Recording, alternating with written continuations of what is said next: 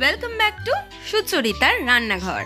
আজ সুচরিতার রান্নাঘর নিয়ে এসেছে এক নতুন রেসিপি, ঝিঙা নারকেল ভাপা। ঝিঙা নারকেল ভাপা রান্না করার জন্য প্রথমে আমি ঝিঙাগুলোকে ছাল ছাড়িয়ে এইভাবে কেটে নিয়েছি এবং কড়া গরম হলে তাতে একটু তেল দিয়ে ঝিঙাগুলোকে একটু ভেজে নিতে হবে।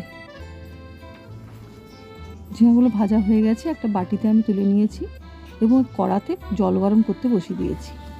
এবার বাটিতে ঝিঙের মধ্যে একটু হলুদ গুঁড়া, একটু লঙ্কা গুঁড়া, সর্ষে বাটা 1 চামচ এবং পোস্ত বাটা 2 চামচ দিয়ে নারকেল বাটা 2 চামচ,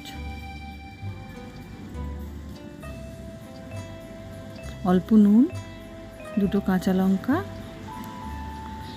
সরষের তেল দিয়ে ভালো করে মাখিয়ে নিতে হবে। তারপর অল্প একটু চিনি দিয়েও ভালো করে মাখিয়ে ঢাকাটা বন্ধ করে কড়াতে যে জল গরম হচ্ছিল ওখানে বসিয়ে দিতে হবে এবং দিয়ে কড়াটা ঢাকা দিয়ে দিতে হবে।